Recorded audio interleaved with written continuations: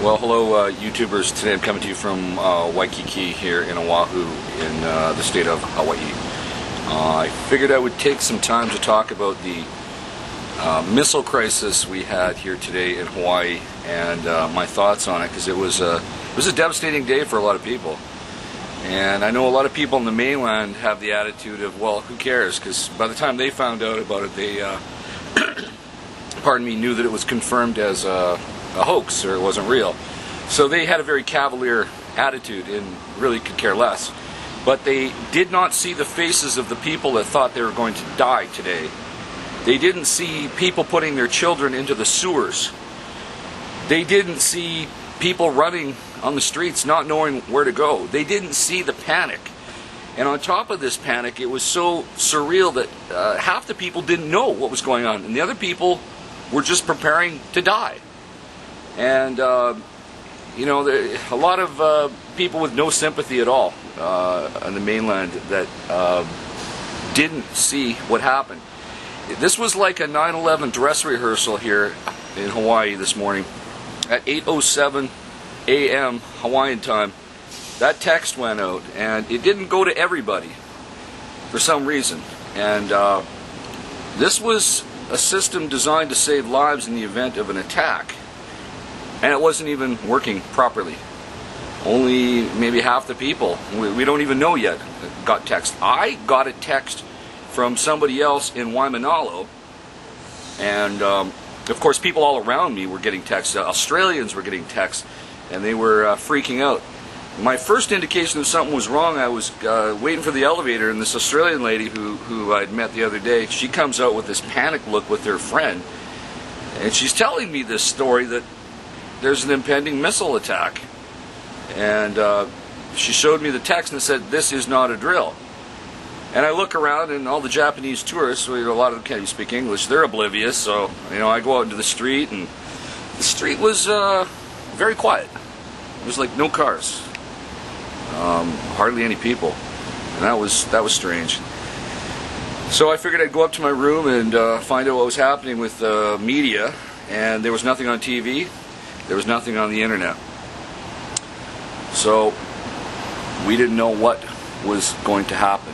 We didn't know where to go. I mean, so in my head I'm doing the math thinking, well, what's the odds the missile makes it to Hawaii? What's the odds it makes it to my island? What's the odds it makes it to my particular part of the island?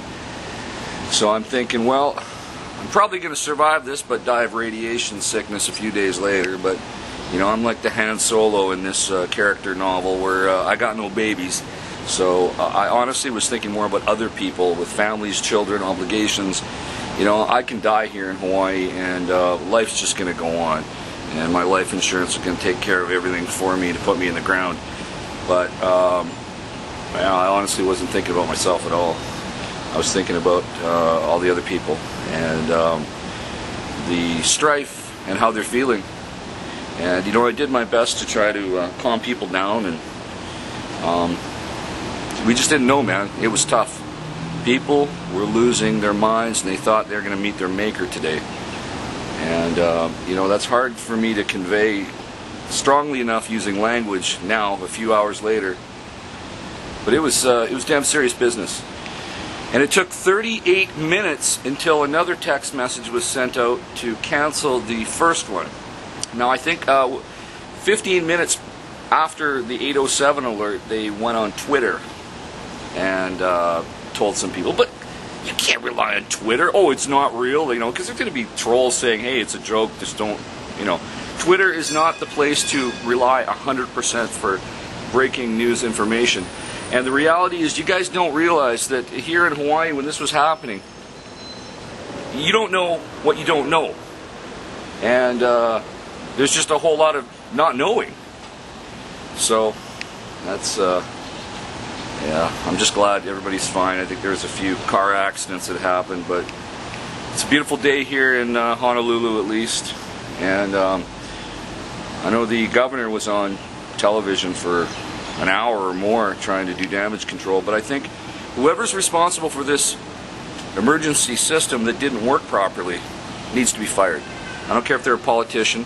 The guy actually that triggered the alarm is just a worker, and it was an accident. I don't think it was his fault because it was an accident. He owned up to it. But the government officials that built this system and that are responsible for the system and didn't get it right need to be fired. That's just my thoughts, folks. In the meantime, I want you guys all to hug somebody you love and take care of yourselves. Aloha from Hawaii.